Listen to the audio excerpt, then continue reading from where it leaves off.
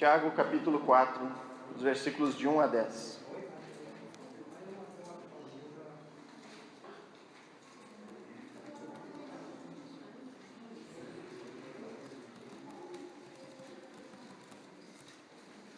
Ok, todo mundo encontrou?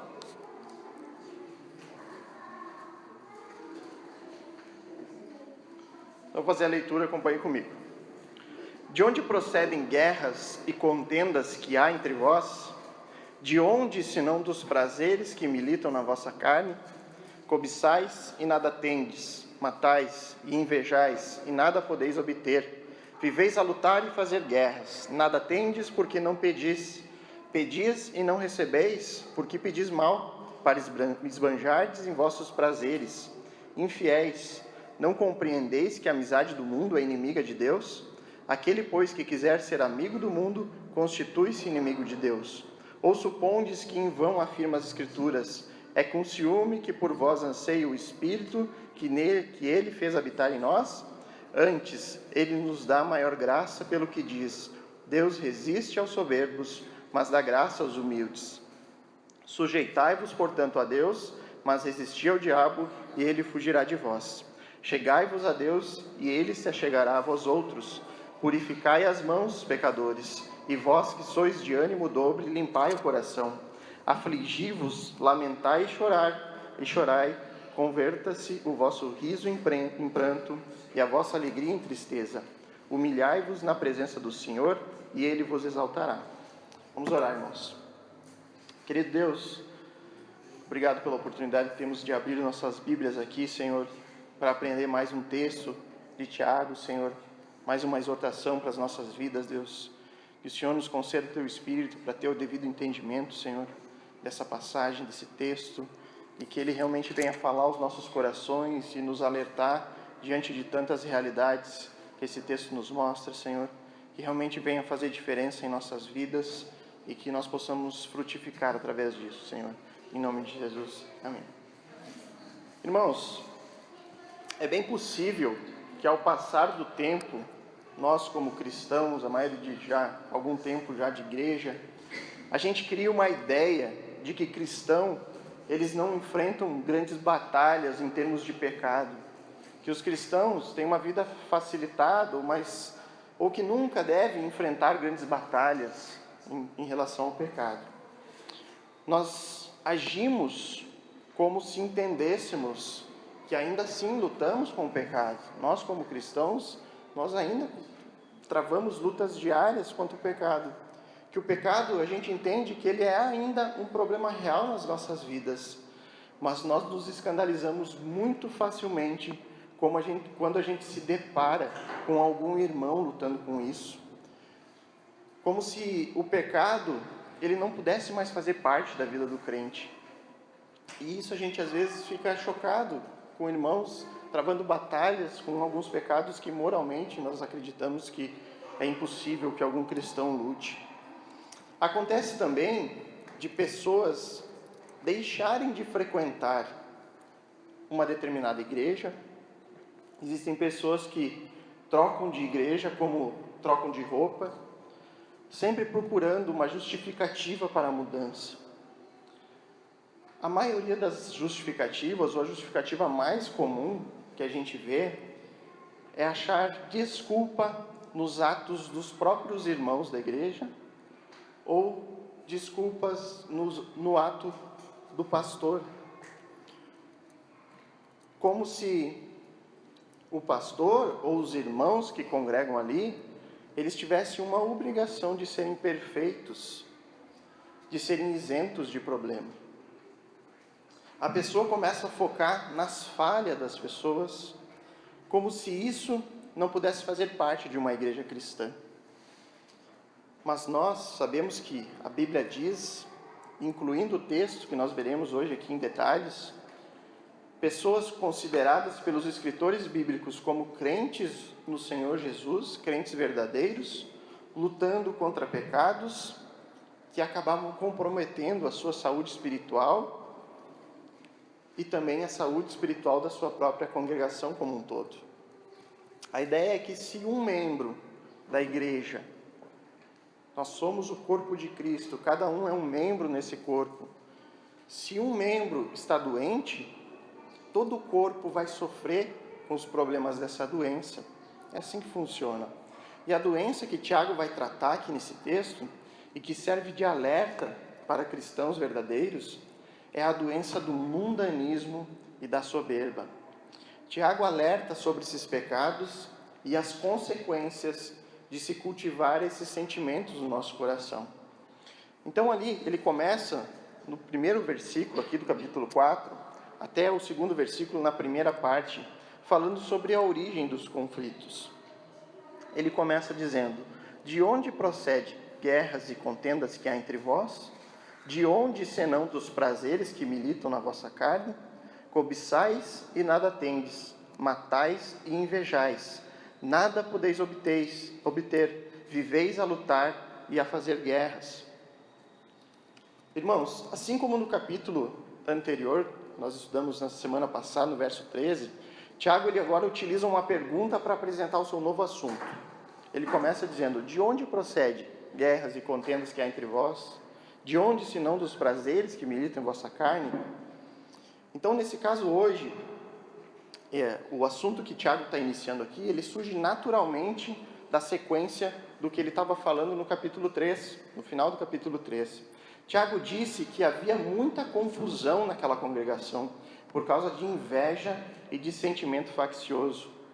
E agora no capítulo 4, ele especifica com mais clareza o que Tiago quer dizer por confusão e contendas.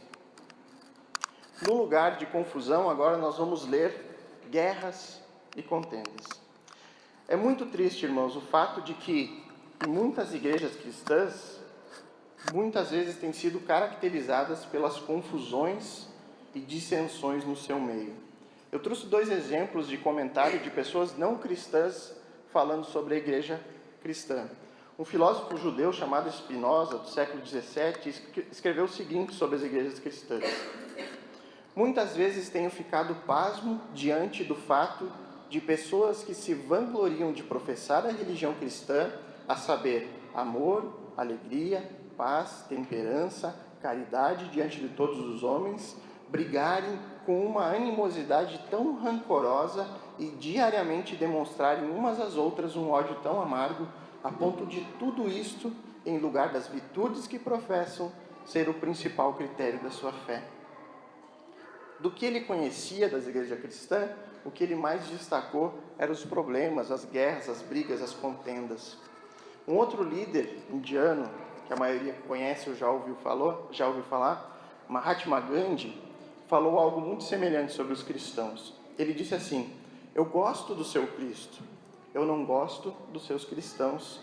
Seus cristãos são tão diferentes de seu Cristo. Se os cristãos realmente vivessem de modo como os ensinamentos de Cristo, como descritos na Bíblia, toda a Índia seria cristã hoje. Nós só podemos vencer com amor, nunca com ódio.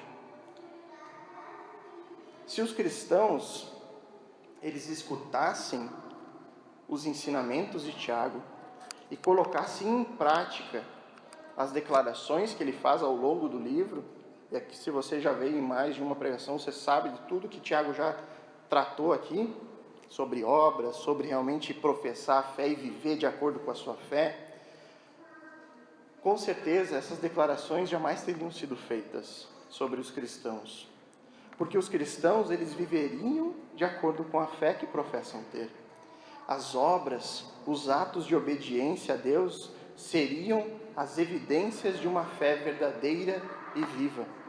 Não haveriam conflitos, não haveriam dissensões, as contendas não ocorreriam. Mas a gente sabe que essa é uma realidade escatológica, que apenas quando a gente for glorificado, quando nós tivermos o nosso problema do pecado removido por completo das nossas vidas, nós vamos poder desfrutar da ausência de conflitos e contendas. E Tiago nos diz qual é a fonte dessas brigas. Tiago aponta o seu dedo para os prazeres que militam a vossa carne. O termo prazeres na Bíblia ele sempre traz consigo uma conotação negativa de prazeres pecaminosos e não de um prazer justo ou justificável. Esse desejo ilícito, que era o responsável pelas discussões e conflitos que estavam atormentando a igreja, é colocado mais explicitamente no verso 2. Cobiçais e nada tendes, matais e invejais, e nada podeis obter.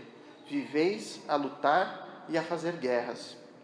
A ideia de Tiago aqui é o seguinte: vocês cobiçam, mas não conseguem possuir, então vocês acabam matando para conseguir o que vocês querem. Vocês ficam invejando, mas não conseguem obter o que vocês estão invejando, então vocês combatem e fazem guerras para obter o que querem. Não é exatamente essa a causa de todo homicídio ou de todo latrocínio, quando alguém mata para roubar? A pessoa está cobiçando algo que ela colocou na sua cabeça que precisa ter, ou que ela quer ter. Seja o carro, seja o dinheiro, seja a mulher de alguém, e ela cobiça aquilo de tal forma que, se precisar for, ela mata para conseguir. Ela alimenta esse sentimento pecaminoso no seu coração. Então, a causa de todos esses problemas enfrentados por essa comunidade se encontra nos desejos pecaminosos encontrados dentro do coração daquele que se diz ser um seguidor de Jesus Cristo. Esses desejos frustrados de queremos mais do que temos, de cobiçarmos aquilo que é dos outros, seja cargos de pessoas ou as suas posses. Cito cargos de pessoas porque era a realidade do texto, lembra, irmãos? Que os líderes, eles estavam almejando a posição de mestres, eles queriam ter destaque no meio daquela congregação. Então esse pecado, ele acaba impedindo o crente de desfrutar de um relacionamento pleno com Deus, além de trazer diversas consequências para a vida da igreja, da comunidade, para a vida como congregação. E nós veremos aqui então duas consequências de cultivarmos sentimentos pecaminosos para a nossa vida cristã e a solução para que isso não ocorra conosco e consequentemente com a nossa igreja.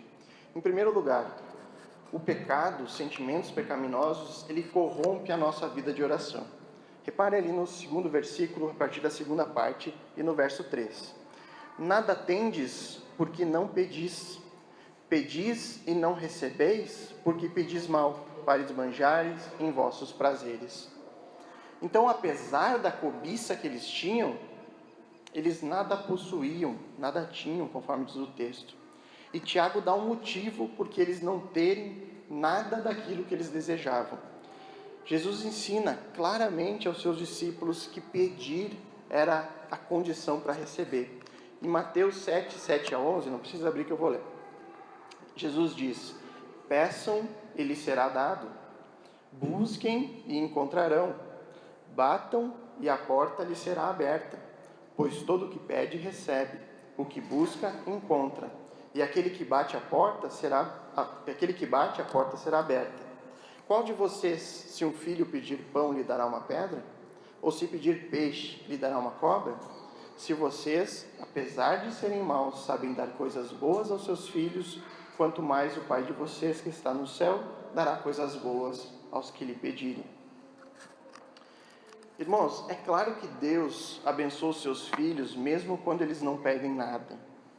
Quantas bênçãos nós recebemos sem ter a consciência de que a gente está recebendo tal bênção? Ou quantas vezes a gente recebeu coisas boas de Deus sem nunca ter feito uma oração sequer para alcançar essa bênção? Entretanto, o meio bíblico, o meio geral que Deus determinou para que a gente receba a bênção da parte de Deus, foi que a gente orasse, que a gente suplicasse, que a gente clamasse por aquilo que a gente deseja em nossas vidas. E o pecado, no caso aqui dos destinatários originais, a cobiça, a inveja, o espírito de divisão e outros desejos pecaminosos, eles estavam apagando o espírito de oração daquele povo. Alguém que nutre em seu coração desejos desse tipo, a própria consciência acaba impedindo que essa pessoa ore a Deus. A consciência culpa a pessoa de tal forma que ela não eleva os seus pedidos até Deus. O pecado, ele afasta e corrompe a nossa comunhão com Deus, Nós ficamos cada vez mais distantes do nosso Criador quando nós estamos na prática de um pecado. Mas existem ainda alguns casos em que alguém consiga mesmo assim se dirigir a Deus. Entretanto, os sentimentos pecaminosos, eles acabam por corromper os reais motivos pelos quais nós devemos nos dirigir a Deus em oração. Acabamos pedindo, mas pedindo mal, conforme ele diz no verso 13. Apenas pedir não é a garantia de receber. Não é porque você faz uma oração que é certeza que você será atendido nessa oração. Deus atende os pedidos que se concentram e têm o seu motivo no nome de Deus, no nome de Cristo, no reino de Cristo e na vontade de Deus. Tiago explica que uma pessoa pede mal quando ela pede algo para desfrutar nos seus próprios prazeres. Ou seja, Deus considera a motivação por trás de cada pedido. Não basta orar. As nossas orações, elas devem possuir as motivações corretas. No caso específico aqui da Epístola de Tiago, as orações deles eram dirigidas a Deus com o intuito de se tornarem mestres, de alcançarem postos de destaque no meio da igreja. Eles queriam ser os dominadores do rebanho.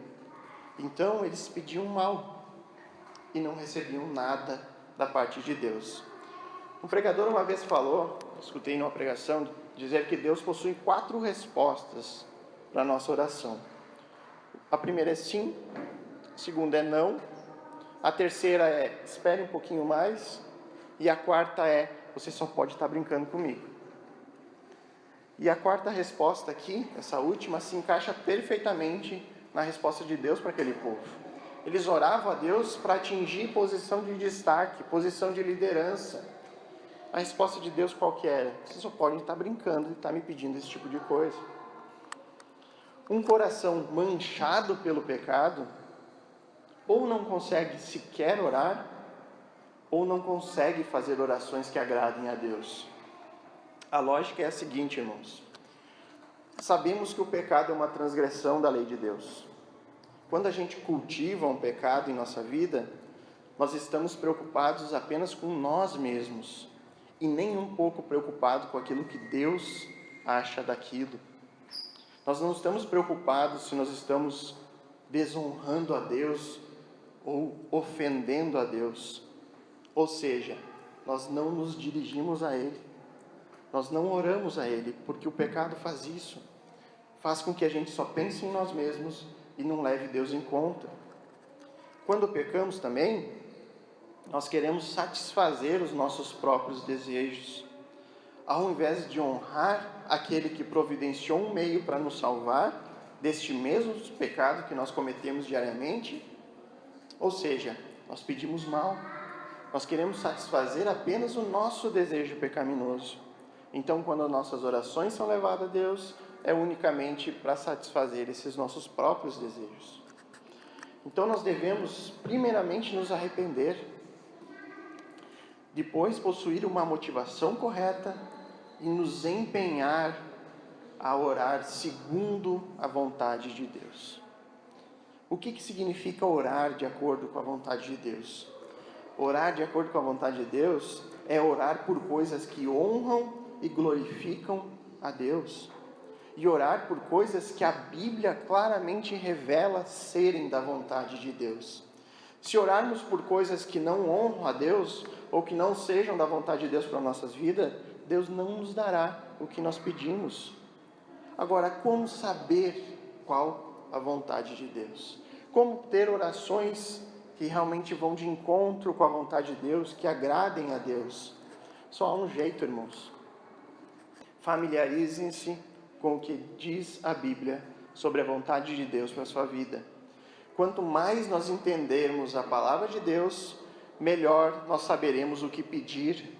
Quanto mais nós soubermos o que pedir nas nossas orações, mais efetiva será a nossa vida de oração, mais produtiva, mais orações atendidas nós teremos.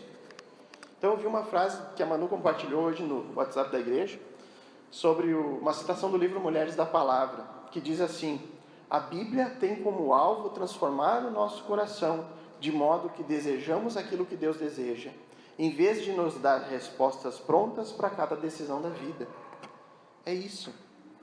Quanto mais familiarizados com a Bíblia nós tivermos, com a palavra de Deus, quanto mais nós soubermos dela, mais nós poderemos desejar o que Deus deseja para a nossa vida. Então a Bíblia não, por mais que exista muita orientação clara e direta, nós não podemos recorrer a ela para cada decisãozinha, nós achar que nós vamos achar um texto pronto para aquilo.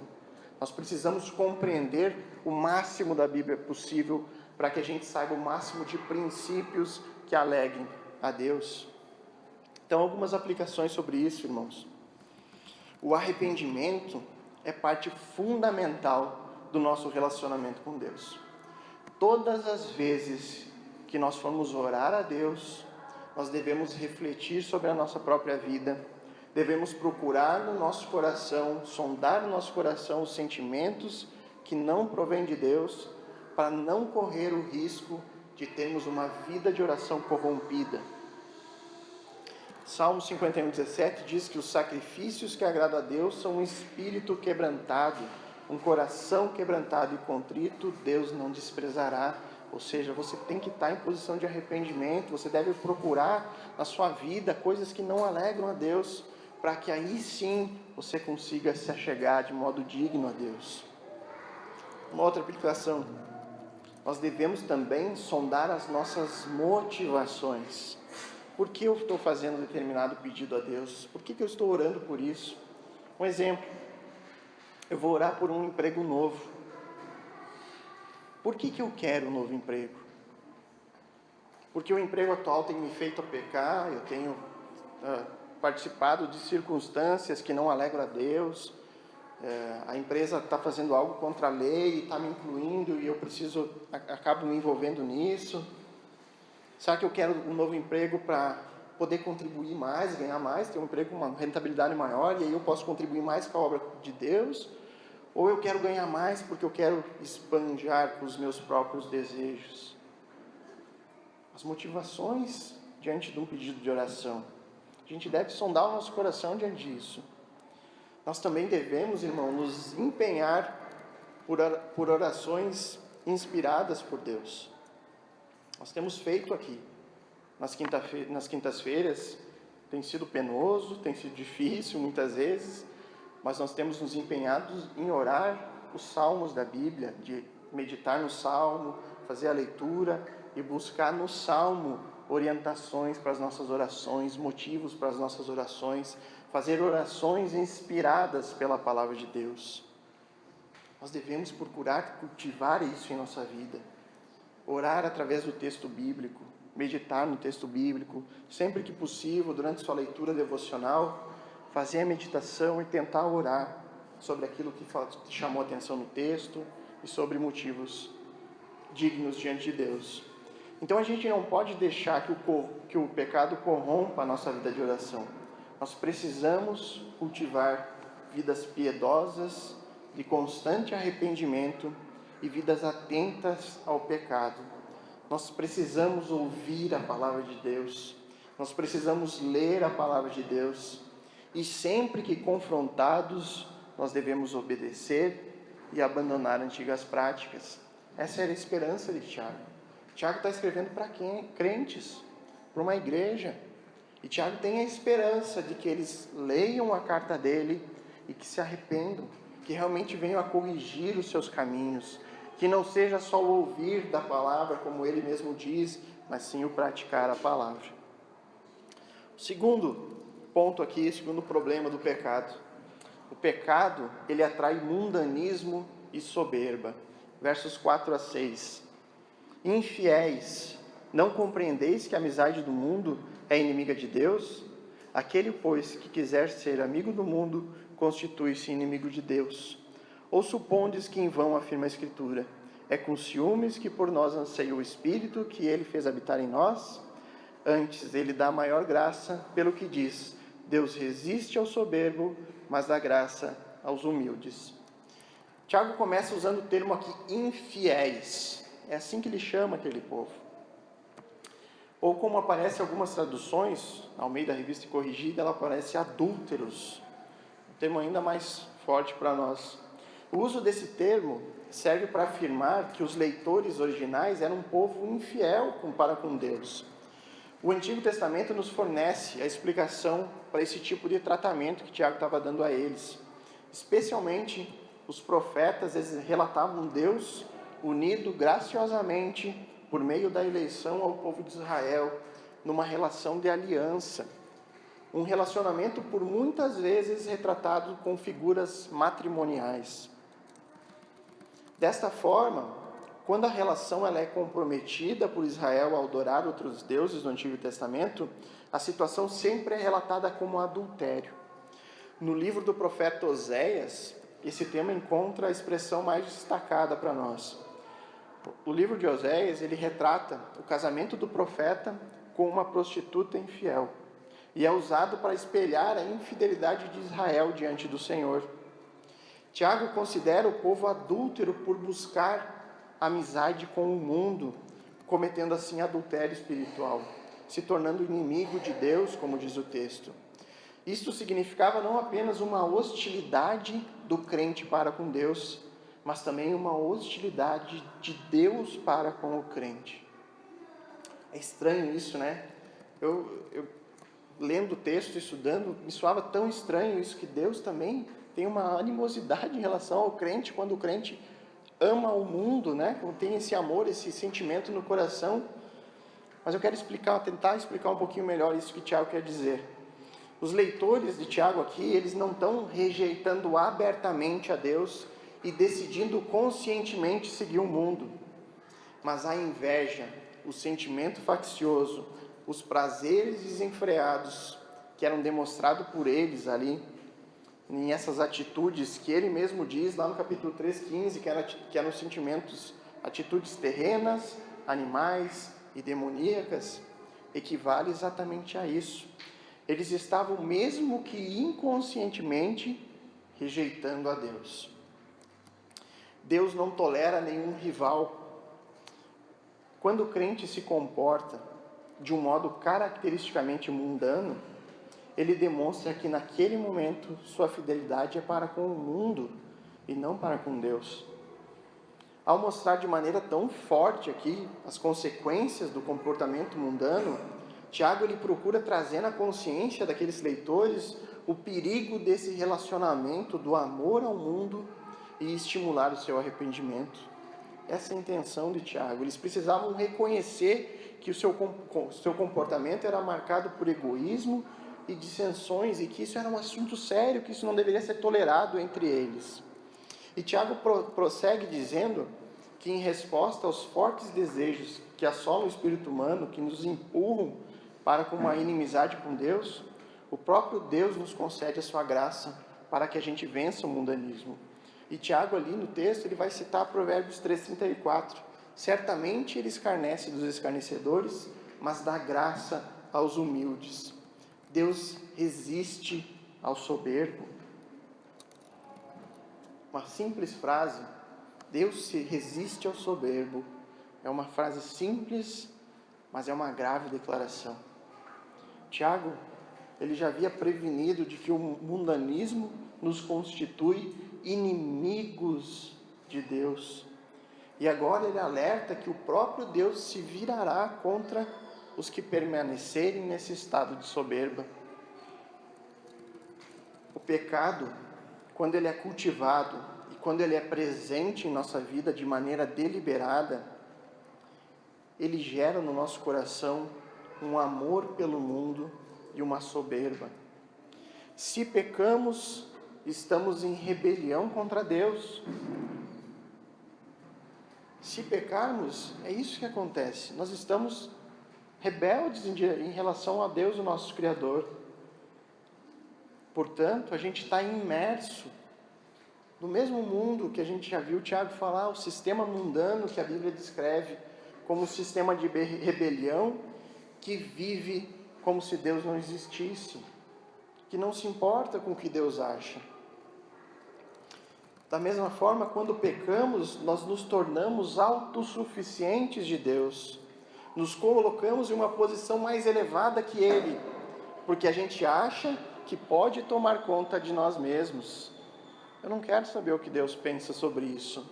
Eu tomei essa decisão e não importa o que Ele pense, eu sei cuidar de mim. Eu não me preocupo em procurar qual é a vontade de Deus para essa situação. Eu não me submeto a Ele, eu tenho soberba, eu me exalto diante de Deus. Eu não quero saber a opinião de Deus sobre isso. E o pecado atrai esse estilo de vida, um estilo de vida que é mundano e soberbo. A questão principal do alerta aqui de Tiago é que o pecado ele pode nos cegar. O risco é nós amarmos mais o mundo, nós amarmos mais a nossa vida aqui na terra, mais aquilo que a gente desfruta aqui hoje, do que o que a gente desfruta com Cristo no presente momento, e o que ainda a gente vai desfrutar na eternidade, as maravilhas que estão preparadas para nós, quando Ele voltar. Jesus fez um alerta sobre isso na parábola do semeador, que havia um tipo de solo que significava as pessoas que teriam um amor maior ao mundo e que esse amor seria como espinhos que sufocaria o Evangelho. O Evangelho nunca brotaria nesse solo, nesses corações que amam mais o mundo do que Ele. Então a semente plantada entre os espinhos, Jesus disse que os cuidados do mundo, a fascinação das riquezas, eles concorrem e disputam o mesmo espaço nesse coração que as coisas de Deus. É um coração dividido, distraído com muitas coisas. Trata-se daquela pessoa que quer servir a Deus, mas ao mesmo tempo está apegada com as coisas do mundo. É amiga do mundo e conforma-se com as coisas do mundo. Ela se conforma com esse sistema mundano, com a nossa sociedade, com o que ela julga de valor. Ela tenta servir a Deus e as riquezas, e acaba murchando e perecendo. Jesus nos deu vários alertas sobre o perigo das riquezas.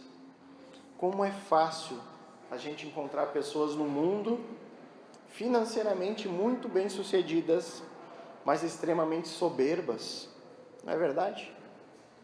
Extremamente soberba, porque o dinheiro exalta, a riqueza exalta a pessoa. Pessoas se colocando acima dos outros. O valor está naquilo que você tem, não naquilo que você é. Deixar bem claro que ser rico não é pecado, irmãos. O problema está em como eu administro as bênçãos que Deus me proporciona em minha vida. O que eu tenho feito com os recursos que Deus tem me dado. O que move as minhas ações? O que move as minhas decisões? São os motivos materiais? São o objetivo de ter uma casa nova? De ter um carro novo? De fazer grandes viagens? Ou o desejo de honrar a Deus com a minha vida e com os meus recursos? Quanto de fato eu preciso financeiramente para viver? O que é essencial e o que é supérfluo? A gente deve se perguntar sobre isso. A grande realidade é que quanto mais eu ganho, mais eu esbanjo. Se hoje eu vivo com 1.000 e amanhã eu passo a ganhar 2.000, o que acontece é que em pouco tempo eu já não vivo mais com o valor de antes, mas aqueles 2 que eu recebo já não vão mais ser suficiente para o meu novo padrão de vida. É isso que acontece quando o dinheiro vem. A chance de a gente ser tentado por isso é muito grande. Não são poucos os alertas na Bíblia sobre o perigo da riqueza. Muito me admira, irmãos, igrejas que possuem a mesma Bíblia que nós, que têm seu foco todo na prosperidade, que só falam disso.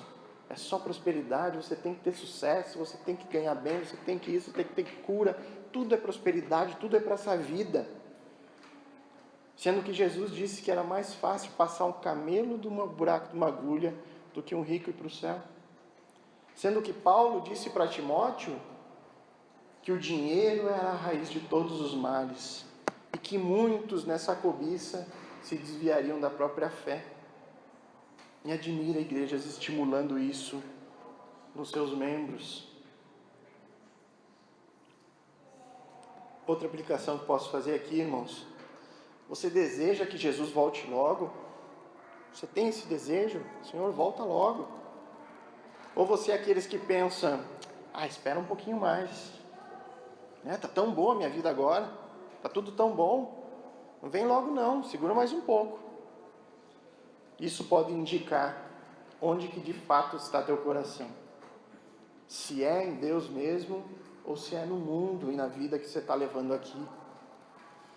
Nós não podemos cultivar desejos pecaminosos em nosso coração, sobre o risco deles corromperem a minha vida de oração e atrair um estilo de vida mundano e soberbo, o que vai me impedir de desfrutar de um relacionamento pleno com Deus.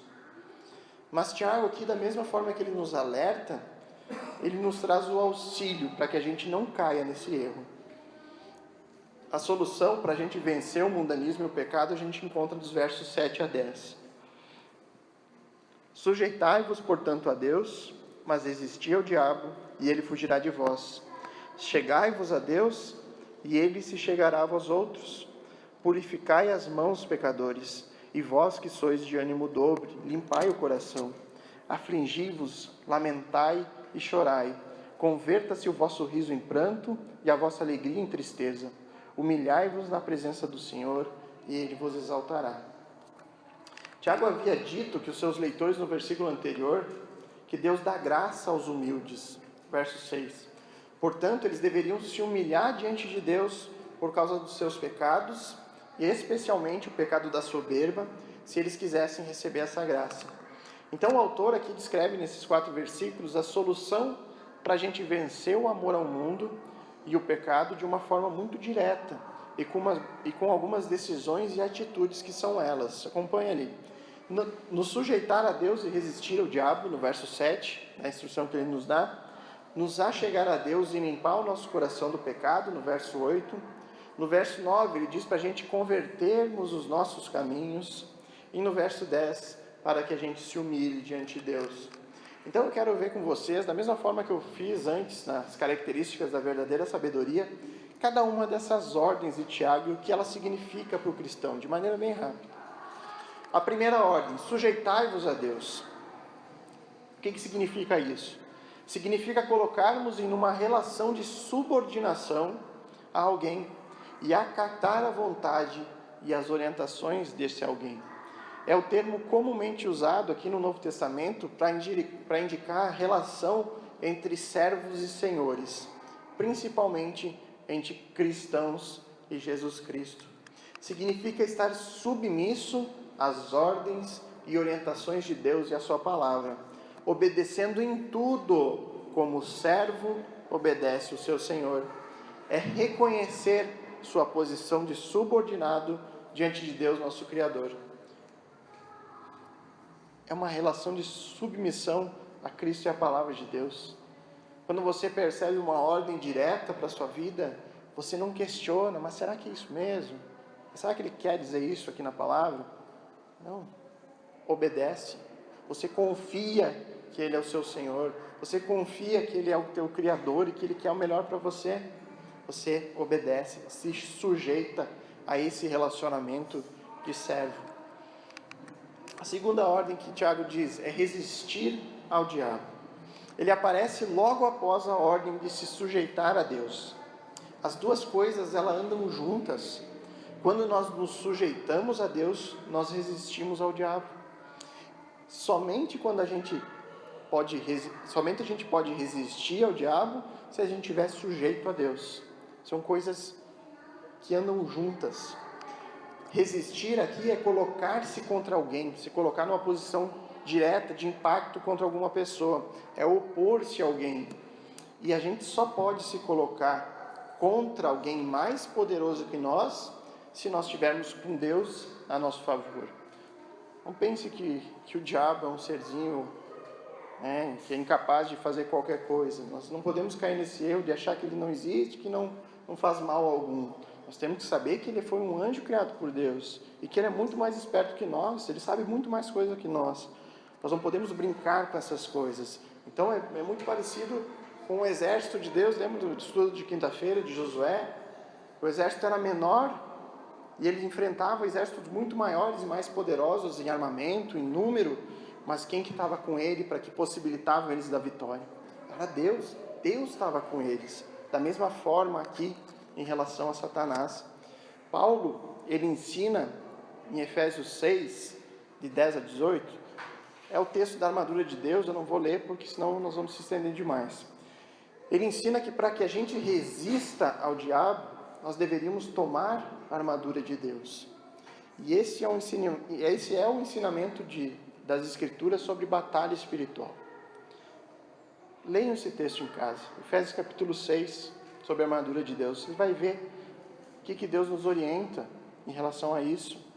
A Bíblia, ela desconhece rituais de combate ao diabo, como oração de guerra, como declarar, como amarrar Satanás, como mapeamento espiritual, prática de renúncia, entre qualquer outras coisas comum a esse movimento de batalha espiritual. Isso é estranho para a Bíblia.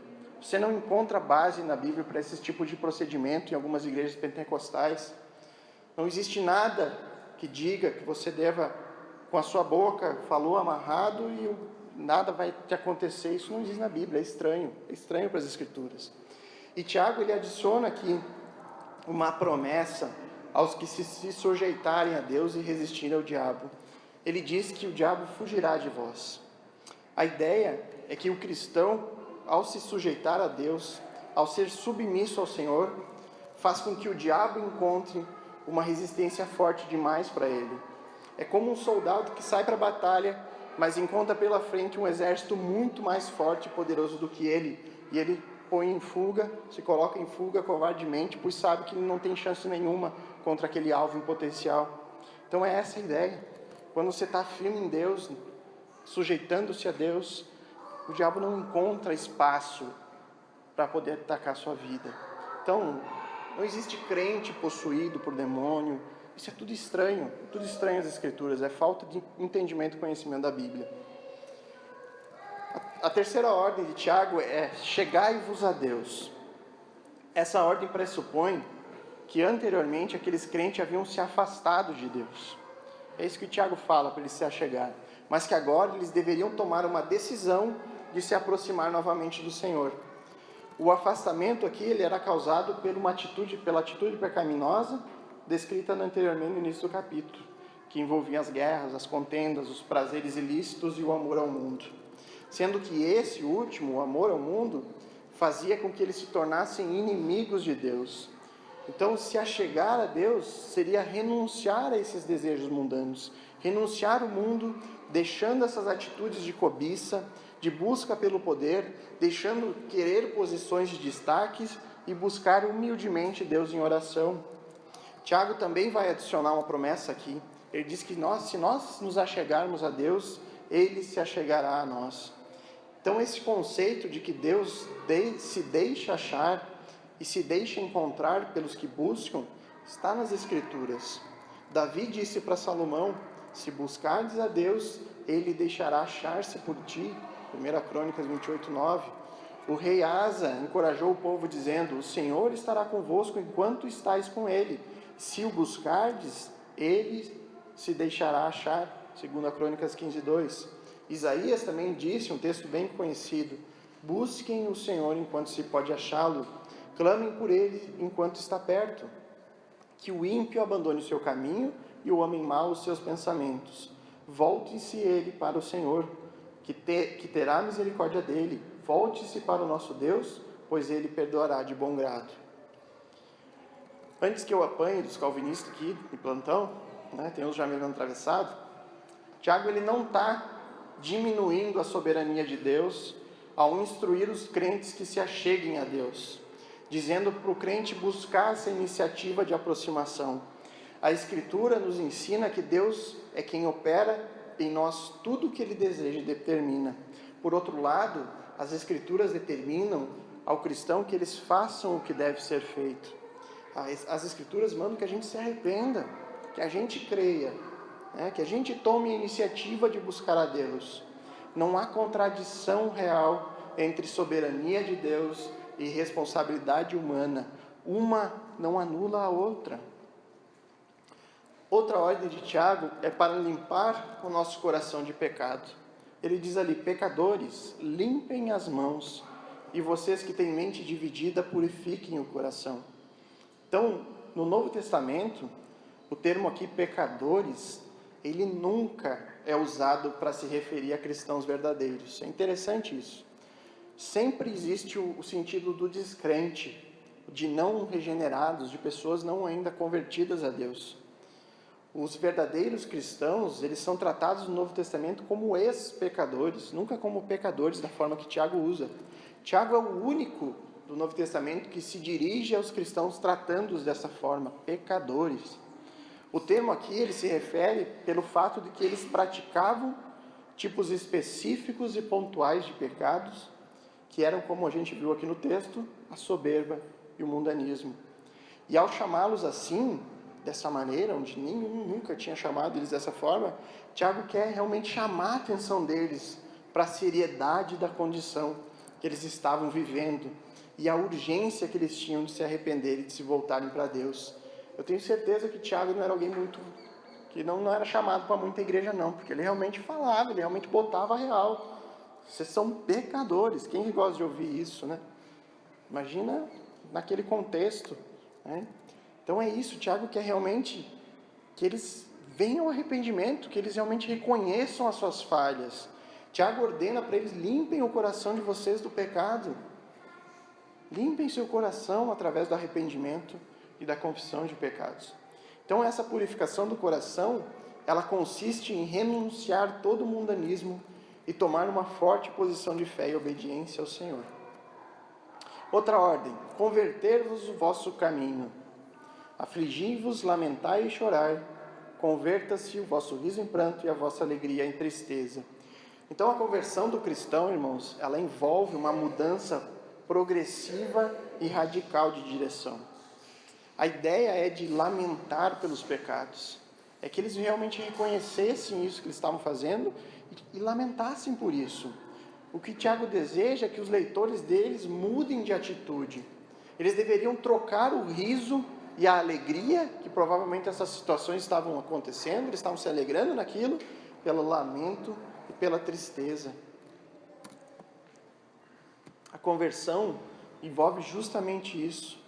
Aquilo que me alegrava antigamente, não me alegra mais. Não me traz nenhum tipo de alegria. Então, é impossível não usar a ilustração do carnaval, né? Se você é como eu, que se converteu ao longo do tempo, não nasceu num lar evangélico, no carnaval eu dava risada, eu me divertia, eu me alegrava. Hoje o que eu vejo lá? É uma tristeza ver a cegueira das pessoas se lambuzando em pecado, sem compreender a ofensa que eles estão cometendo contra o Criador deles, contra aquele que providenciou um meio de salvação através de Cristo, dando seu próprio Filho a morrer por nós. Então, aquilo que nos alegrava, hoje não, hoje é choro, é tristeza, né? Isso em várias áreas da nossa vida, não só nisso. É realmente uma mudança de vida, é uma conversão. O que é uma conversão? Você está andando para aquela direção, você vira ao contrário e começa a andar numa oposta, andando no oposto do mundo. A outra instrução e última: humilhar-vos na presença do Senhor. Tiago determina que seus leitores se humilhem na presença de Deus. O humilhar envolve a ideia de reconhecer a própria miséria, reconhecer o seu pecado, as suas fraquezas, as suas limitações, que diante de Deus não nos resta nenhuma outra atitude senão a de humilhação. Quando a gente entende e compara a grandiosidade e a santidade de Deus com a nossa depravação e o nosso coração corrompido, a única resposta a isso deve ser a humilhação. Deve ser se humilhar diante desse Deus. E a promessa nesse versículo é de que Ele nos exaltará. Significa que Ele nos pegará pela mão e nos erguerá, nos restaurará do pecado que havíamos caído, nos restaurará do mundanismo, e da soberba. A mesma promessa é feita por Pedro, em 1 Pedro 5,6. Humilhai-vos, portanto, sobre a poderosa mão de Deus, para que Ele, em tempo oportuno, vos exalte.